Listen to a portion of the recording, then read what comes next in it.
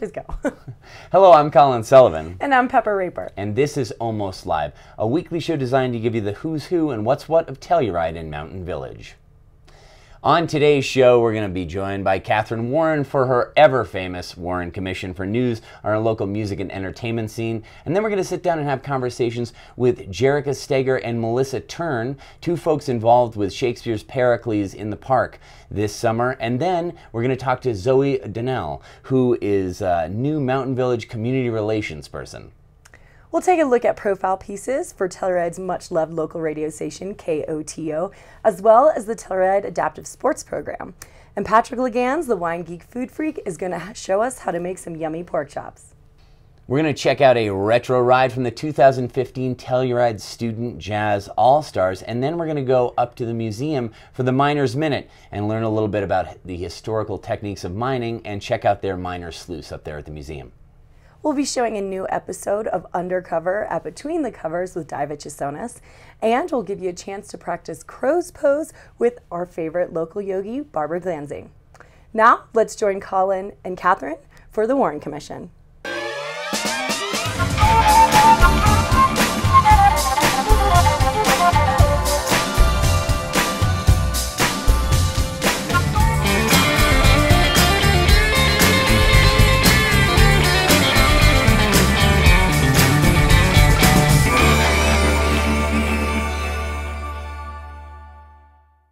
And here we are with the ever popular, the always correct, the always informed Catherine Warren. Hello, Colin. How's it going? Hi. I'm sorry I gave you a huge introduction there, but I feel like you need it. You're our link into news and entertainment, and man, oh man, do we have a lot of it this week. Yes, it's a busy week here in Telluride. The locals have coined it as Survive July. Yeah, hashtag Survive July. Yes, and we are just barely surviving, but there's so much fun to be had this week.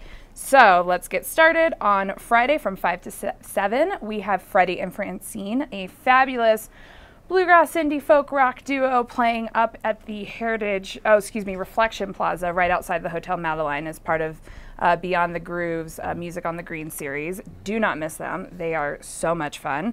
And then later on Friday night, we have Emily Scott Robinson and her full band playing at the Liberty. Yay. So we got a little sneak peek with her at the show bar last week, and now she's getting a full band. She's recruited Tom Nading, Sully, I'm sorry, Sully, I don't know your full name, okay. And Wyatt Listrom to be her backing band. Emily Scott Robinson, a local celebrity here.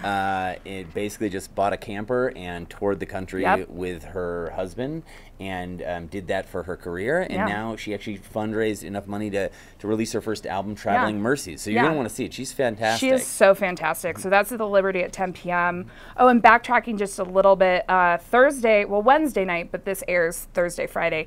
Thursday night, we have Americana Music Fest that's happening Thursday, Friday, Saturday. We've got Jimmy Dale Gilmore, Dave Alvin, Chris Smither, Carolyn Wonderland. If you like Americana folksy rock music, this is your jam. Go to the Sheridan Opera House this Thursday through Saturday night, and tickets are available online at TellurideAmericana.com, and those shows start at 8 o'clock each night. Also on Friday, the AHA Art Auction. Yes. Supports a great cause, our wonderful local art school. It starts at 6 p.m. outside of the art school. They're calling, outside the depot. They close down the street. Yeah. I've actually never been in my 8 years in Telluride, and this will be my first time going. I'm excited. It's an excellent event. Yeah, so that's tickets online at aha.org. On Saturday, we have Science of Cocktails, a Pinhead fundraiser. So it's all about supporting good causes this weekend and having fun. And they sort of do this cocktail competition with a science theme because Pinhead Institute is a local science education organization, and that's in the transfer warehouse. So you can go to the transfer warehouse, you can get all cocktailed up, and then come on down to Shakespeare in the Park, which is opening that evening. Yes. And actually, I'm saying this, it's a little funny, but this has happened many years in a row now. People get like, oh yeah, which is great. It's the way you should see Shakespeare. Yeah. If you're not going to Shakespeare on Saturday night, later in the evening, a fabulous band named Shell plays, and they're sort of wrapping up the Science of Cocktails. I love those girls. They are a wonderful, again, indie folk rock pop duo. It's four sisters, but just a wonderful band. And then, of course, Shakespeare in the Park, Saturday through next Sunday? Next Sunday. Okay. 21st through the 29th. But we're going to talk more about that later. Yep. Okay, but tickets online at TellurideTheater.org. You got it. Great. And then looking into next week, we have the James McMurtry Band on Monday at 8 p.m. at the Sheridan Opera House. Again, a fabulous Americana band. I have been totally surprised by the wide range of fans who've come up to me and said, yes, you guys have James McMurtry at the Opera House. So that will probably be a sellout show. We're really excited about that. And then next Wednesday, probably one of the biggest electronic bands to ever play the Sheridan Opera House. We have the Polish Ambassador playing Wednesday night, 9 o'clock show. Tickets are still available for now. He's doing this sort of a run of small venues on his road to Red Rocks. So this is probably one of the smallest venues he's going to play, Polish Ambassador, with a full band and the diplomatic scandal, which is fitting considering recent foreign affairs news. And they're playing at the Opera House, and it's going to be a blast. Amazing. And tickets online at SheridanOperaHouse.com. So much going on. So much. Catherine, thank you so much for being here with us. Thanks for having me. And if we wanted to read a little bit more about music, would you know a local writer by the same name, Yep. Catherine Warren, Yep. and where would she write? She writes the Warren Commission every week in the Watch newspaper. And you can get in there to the Watch and read a little bit about that. And usually there's some profiles on bands and some of the things that Catherine's talking right about now, here. with it being so busy, I just sort of give a rundown of what to do for the week, what's happening, and then I also run the beat sheet, or I organize the beat sheet, which is our concert calendar. Yeah. And just pick up the Watch and see what I write about this week, because I don't know yet. Great. Thanks, Catherine. Yeah. Let's head over to Patrick Legans for a lovely pork chop dish. Hey, I'm Patrick Legans, the Wine Geek Food Freak. I just got some yellow onions sauteing in some butter right now. I'm gonna make a beautiful pork salted boca. I got some nice pork here at my local Clark's Market. I'm gonna put in a little flour, so my onions are starting to become translucent. Not quite there, but we're still gonna cook them for a minute here with these pieces of pork. So I'm gonna put these guys right here on the bottom. I kind of push away the onions a little bit just because I want them to be completely on the bottom of the pan. I'll sear those on both sides, trying to lock in the juices of the pork so it remains like this really, a lot of times pork can dry out. This will not happen on this, I promise. All right, so the first side is seared already. Now, I'm not going for like a big color variation change.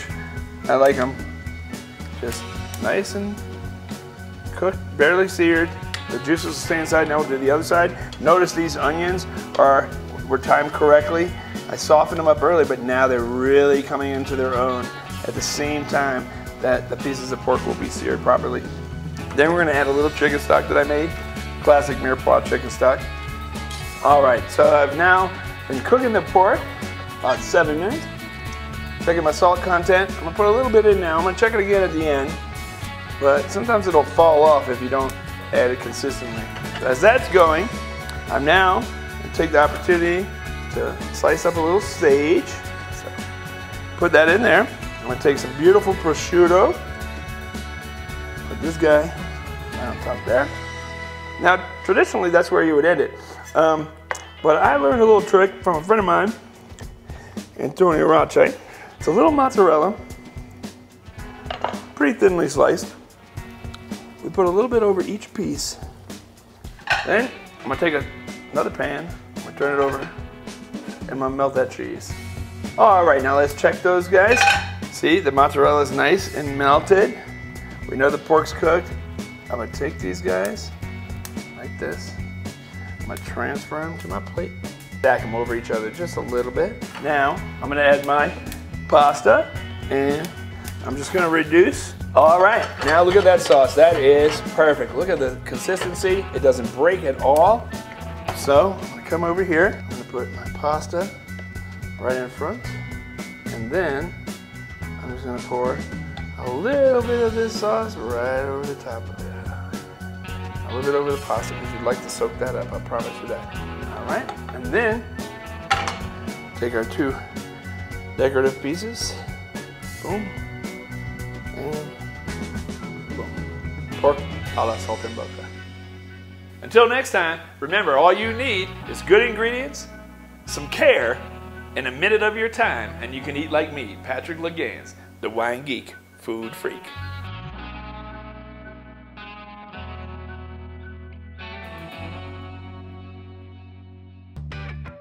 Kodo is in its 42nd year, and I think as much as any organization in Telluride, Kodo represents the old Telluride, the funky, eclectic place that we loved back in the day.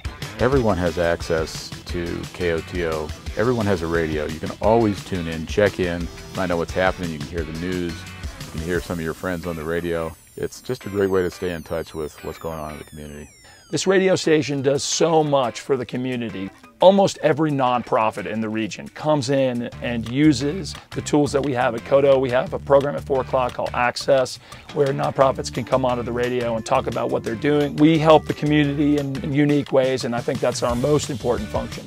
Kodo just launched a new program called KOTO Go, and it's an online initiative. You can get it on KOTO.org or on your mobile device, and it's basically a calendar app where you can find out what's happening in Telluride. 42 years into our existence, Kodo is really thriving. We're helping more nonprofits than ever. We have 800 members, which is a record for us. We just launched KOTO Go, and there's a really positive vibe around the station. You know, the future's looking great for the station, and I'm personally really proud to be a part of it.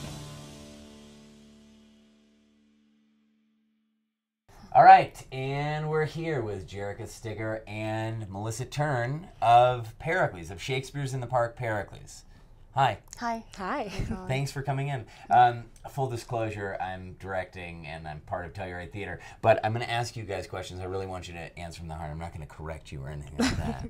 No pressure. Okay. No pressure. So first off, actually, what we like to do is ask sort of like how you came about this thing. Now, of course, Melissa, you do not live in Telluride, but you have been doing this for many years. It's almost a second home to you. Yes. Yeah. So this is my 8th year working with Telluride Theater. Started out with the Squid Show, and now with Telluride Theater. So, and I gave someone directions today, so I feel like that makes me. So you're all set. I'm pretty much.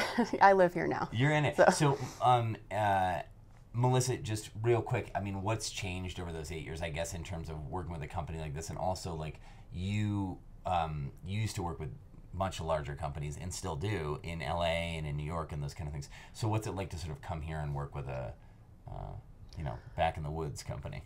I mean, what I think is really great is that despite the size of the company, the mission is really the same, and that everybody is really excited and committed to, you know, bring the best show possible. And I think it's really fun that people are willing to try things and take risks and, you know, put themselves out there.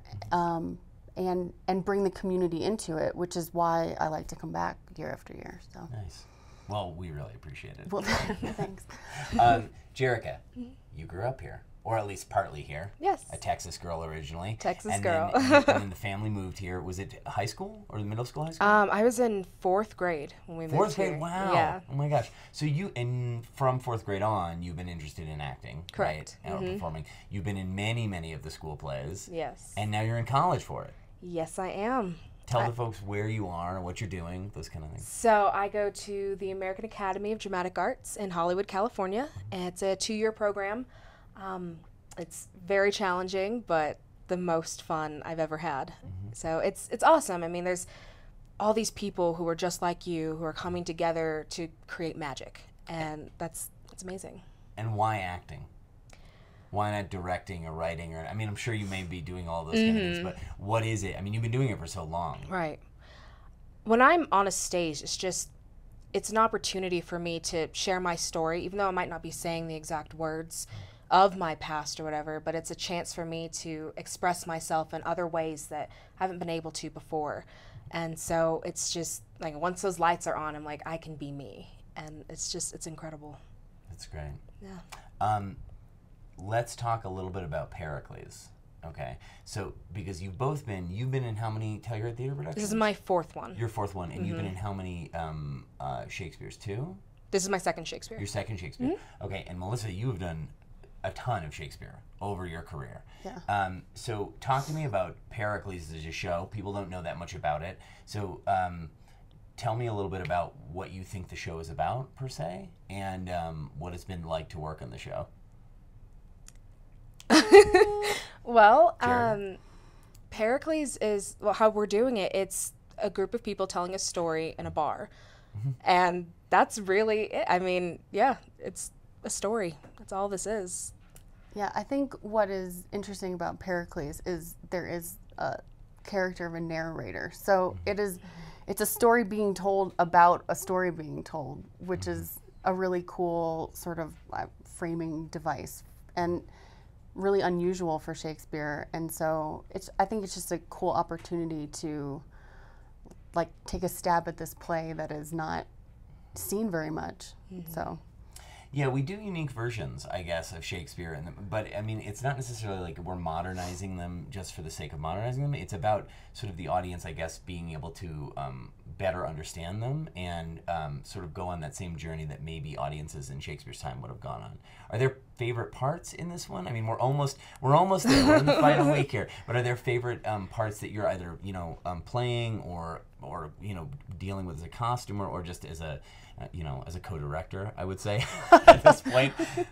I mean, what's exciting to me about this year is that there's so many things being incorporated. We have some music, there's some dancing, there's, again, this sort of like framing device of being in the bar, which is really fun. And I think that it's exciting for an audience when they can maybe look on stage and see like, oh, that's me or someone I know, and that's cool. And especially in a community where you know all the actors up on stage, it's fun to also see yourself up there as well. So. And in Shakespeare's time, that would have been actually very similar. They would have not only known the actors because he was working with a company, but also he's writing in these lower class characters or these working class characters to all of his plays, so that people can sort of like, it's not just for the rich people. Right. It's not just for the upper class.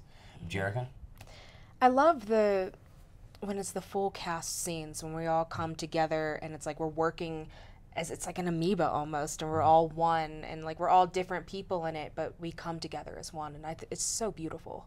There are several scenes, I guess, in this one that are like that. I guess because we wanted to kind of had this idea that everybody was together and telling the story all the time.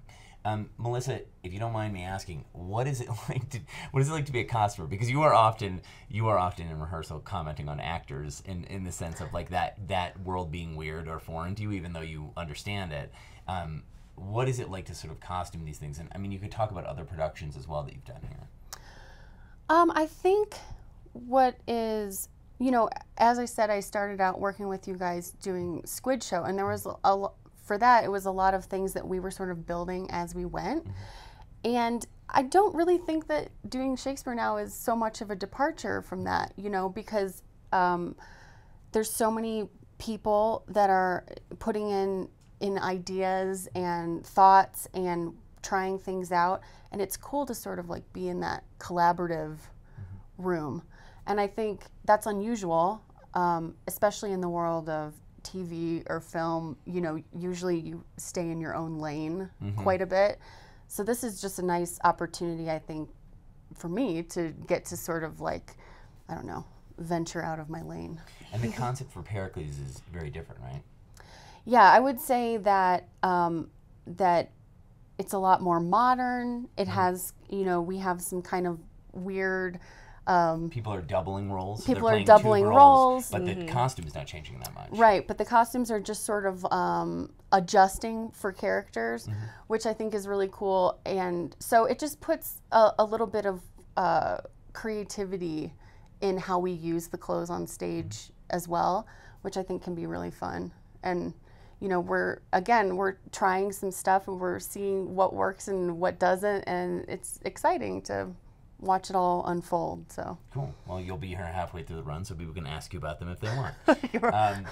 Jerica, real quick, you play a role, which is a pretty important role in the show, called Marina, who is the daughter of Pericles, and she gets sort of ripped away from him when she's very young. So what is that like in terms of like the particular character? Have you played a character like this before? What is it? What are your like windows into this? When I first got the role and I was reading through it, I was like, okay, this is, like, I can play this. This is fine. And then I'd realize like how deep I have to go into it. I mean, she goes through this incredible journey of, loss and, I mean, all kinds of things that happen to her that are just terrible. And so really digging deep into this character. It's a challenge, but it's amazing, and I'm honored to play it. But yeah, being Marina, it's a lot of fun. You're taken by pirates, or you're dropped off with like sort of an aunt and uncle. Yep. Right. One of them betrays you. Then you're taken by pirates. Then you end up in a brothel trying to like fend for yourself. So there's a lot of like. It's a lot. Yeah. Yeah. I think one of the more unique things maybe about Pericles is that actually half the show is really sort of about Pericles and half the show is really about you in a continuation. So we have that sort of like fathers and children kind of thing, you know. Well, I guess people are just going to have to get out there and see it. Yeah. Yeah. It's starting this Saturday, the 21st, and goes all the way through the 29th, and you can get tickets on TellurideTheater.org. Ladies, thank you very much for being here today. Thanks for having us. And thank you also for helping us make the play. Oh, yeah. You're welcome. You're welcome. All right, let's head over now to the Telluride Adaptive Sports Program and see a little profile on them. Telluride Adaptive Sports offers people that are living with both cognitive and physical disabilities the opportunity to get out and experience the fun things in life. I actually have been living with a disability myself for 40 years. In 1996, some friends invited me out and said they had seen some people with disabilities skiing. I didn't think that I had the opportunity, but I came out here just on a wing and a prayer and was taught to ski. Absolutely changed my life. We have a really special, unique opportunity to make someone's day, make someone's week, make someone's month, potentially literally save someone's life by being here at Telluride Adaptive, and that's through adventure recreation. We have the tools, we have the instructors, and we have the drive to make all sport equally accessible. I guess the ultimate goal for me is to get the athletes independent so that they can ski with their family and friends, and I think that's a big part of TASP. Skiing kind of makes me feel like a butterfly. I learned shoot straight and be safe. They got me to ski really fast. I've made so many friends until you ride Adaptive. And what are your goals for this season? Love. Love? That's a great goal to have. Yes. I mean, our program is, I think, the quintessential definition of community. And me personally, being able to have those experiences and share that with our clients who might not have ever seen a hand cycle before or been to a rock climbing site, that's really something special. We say every day and we see every day that if you have a heart and you have time, you're the perfect individual to be volunteering at Telluride Adaptive. Just get in touch with us, and that's winter, summer, spring, or fall. Well, that was a really cool profile there on the Telluride Adaptive Sports Program, which is one of our favorite local community organizations. Yeah, and Telluride TV works with a lot of different community organizations as well as businesses here in town. Speaking of that, Telluride TV is a public access channel that depends on public support. So we would like to give a shout out to a few of our most generous supporters, the Telluride Foundation, the Telluride Ski and Golf Company, and the towns of Telluride and Mountain Village. Now let's head on over and check out the Telluride Jazz All-Stars from 2015.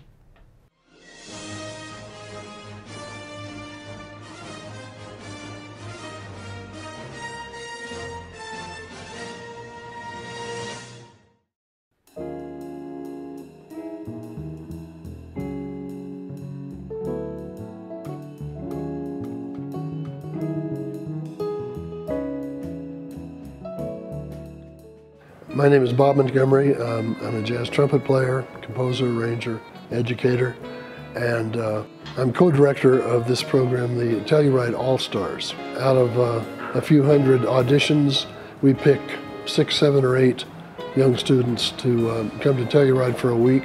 It's a really intense program, and we're just working at this great music called jazz just all day, and we're rehearsing, and then we're playing at jams, and we're doing gigs. And it's an incredibly humbling experience.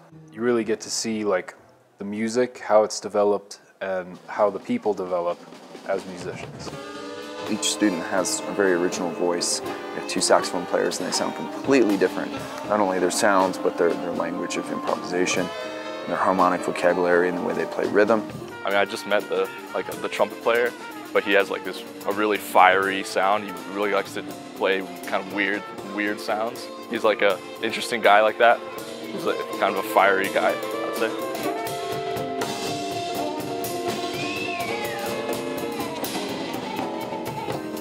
I mean, you see like Walter's a piano player, and like he's really melodic and really kind of like a lot of times joyous, and that's like how he is, a really good person. He's like really outgoing, like pretty outgoing, like good guy.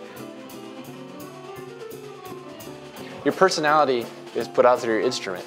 And so if you know that personality, no matter how you know them, if you enjoy being with them, that's going to make the music better. And so like we try to spend some time outside before we're not practicing, we're not rehearsing. We're out there and we're walking around town, we're talking, we're trying to get to know each other better. We ride the gondola up and down. That kind of thing really brings everybody together.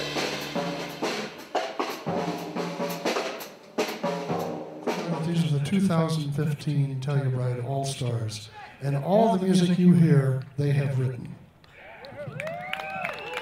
They've really guided us, like how we conduct ourselves on stage and towards other musicians, to always be loving and helping each other. We're all supporting each other, if someone falls, there's 7 other people there to catch them, and it's almost like a little family. You look out and you see these gorgeous mountains and tons of people, and you just kind of feed off that energy. Every year I hear some of the main acts talking about how this is like one of their favorite places to play in the entire world, just because of like the beauty of the town, the beauty of the people. Yeah, those friendships last a long, long time, and the music, you never forget how it was playing together, so as soon as you go over there, boom, it's just right there. That connection is always there. So This is a great experience. I couldn't ask for anything better. In a jazz setting, it's truly amazing. It really is.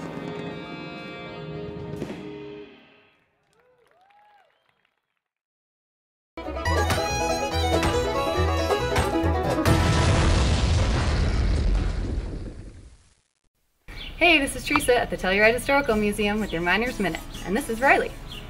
The mountains around Telluride contain gold, silver, and other minerals like copper, lead, and zinc. The majority of successful mining in our region took place through this process of hard rock mining, and this means drilling and digging deep into the mountain, which was backbreaking and deadly work.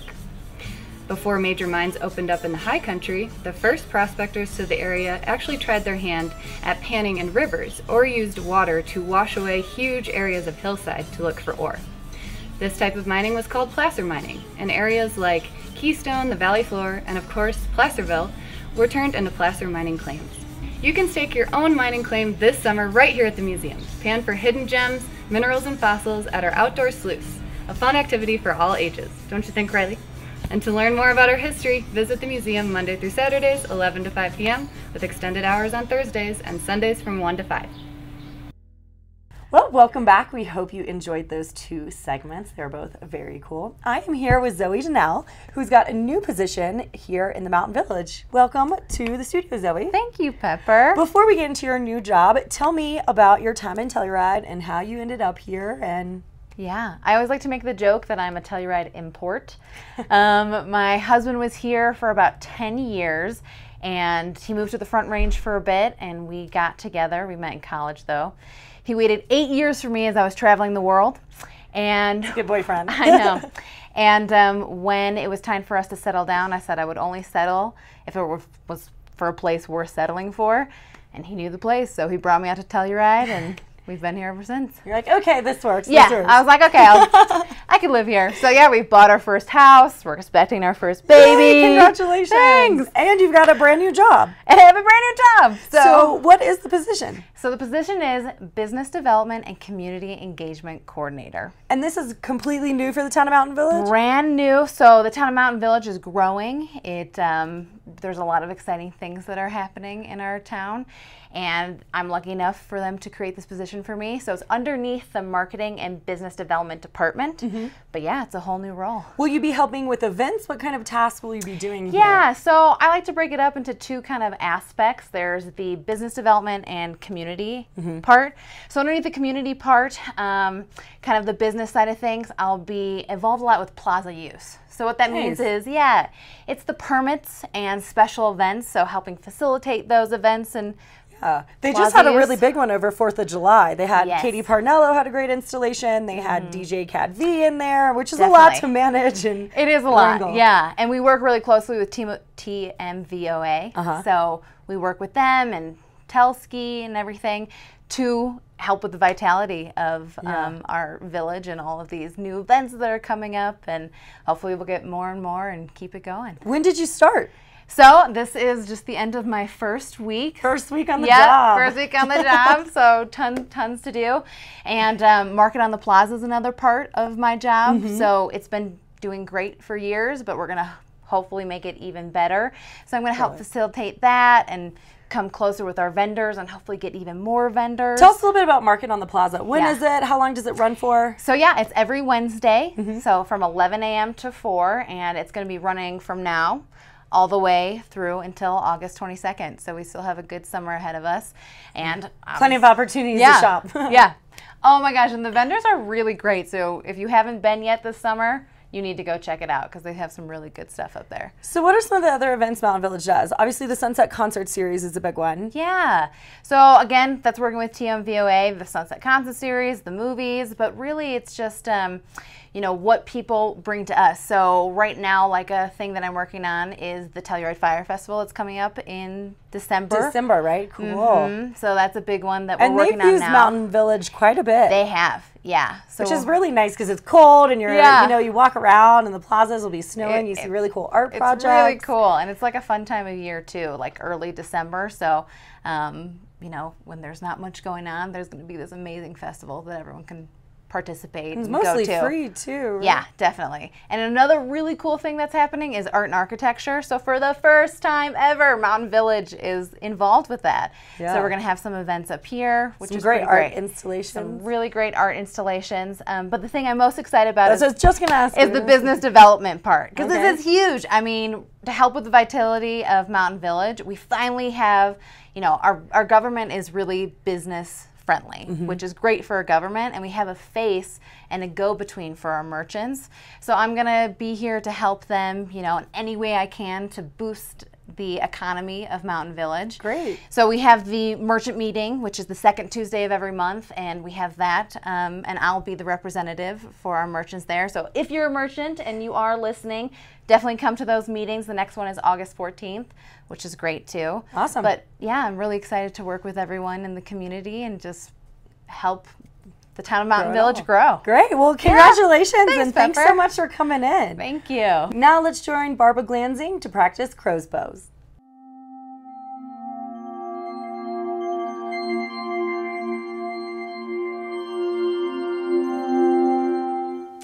Welcome to our mini yoga series in beautiful Telluride, Colorado. My name is Barbara Glansnick, and today we will be moving from a squat position into Bakasana, or crow posture.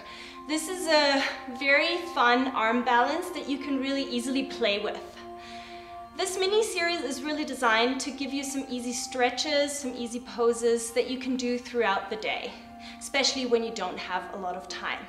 As always, I really emphasize to focus on the breath, so inhaling and exhaling through the nose only. Also, really be mindful where you are today and honor how your body feels today. Okay, let's get cracking.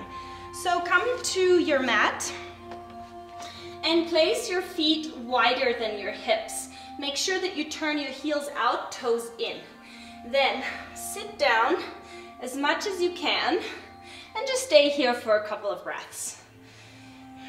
Really feel the heaviness of your seat. Try to ground the heels, releasing the lower back here.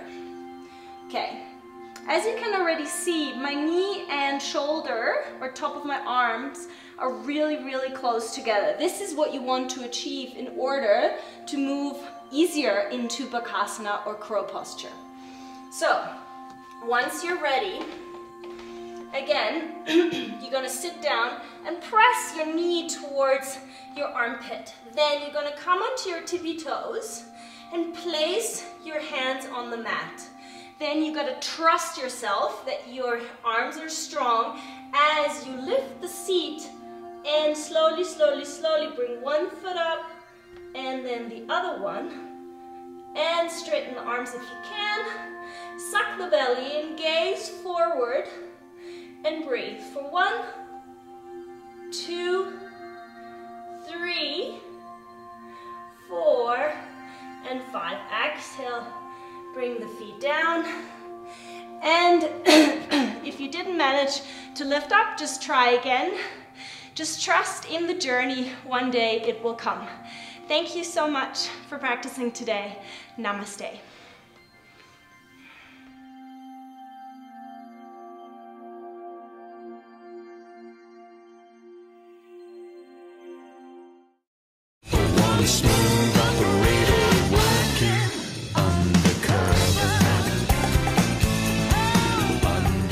Greetings from Between the Covers Bookstore, Telluride's fiercely independent bookshop since 1974. And we are full throttle summer as of right now, and we have a whole bevy of great events this summer. Coming up for Yoga Festival, we started this last year, Word Flow book signings. That's getting a bunch of the yoga instructors and authors together at the Palm in the lobby from 12 to 4, and we'll have Beryl Birch and Amy Ippoliti, Yogrishi Vishvetu, and a lot more. Last year was really successful, and people really love that one-on-one time with the instructors they've just had a class with. Moving on to a kid's book, and this is really exciting because it is a local author, Leslie Sherlock. She not only wrote it, but she also illustrated it. The book is called The Velvet Ear Gang, Ellie and Homeless, and it's the first in a series, and she is an elementary school librarian, so she has read books to kids 500-600 times and realized she should probably make her own story. And of course, it's a dog book, being Telluride, so we hope to see you here for her book launch party, a social signing, and that is July 23rd at 4:30 right here. So basically a happy hour launch. Earlier in the day, she will be doing a reading at the library. Wisdom Rising. This is so exciting. Lama Tsultrim Alioni will be in the shop on August 2nd during the art walk. She'll be signing her book. That's right there. A lot of people know her as the author of Feeding Your Demons, which came out 10 years ago. So people have been waiting for this next book. She is the resident Lama and the founder of Tara Mandala Center in Pagosa Springs. She's also the mom and grandma of some local people here. And she's actually the first American ordained Buddhist nun when she was 21. She's got a lot of knowledge and a lot of interesting things to talk about regarding the mandala and the dakinis and empowering the feminine mystique. Let's see. Oh, wow. River of Lost Souls. That's a book by Jonathan Thompson. You might recognize that name.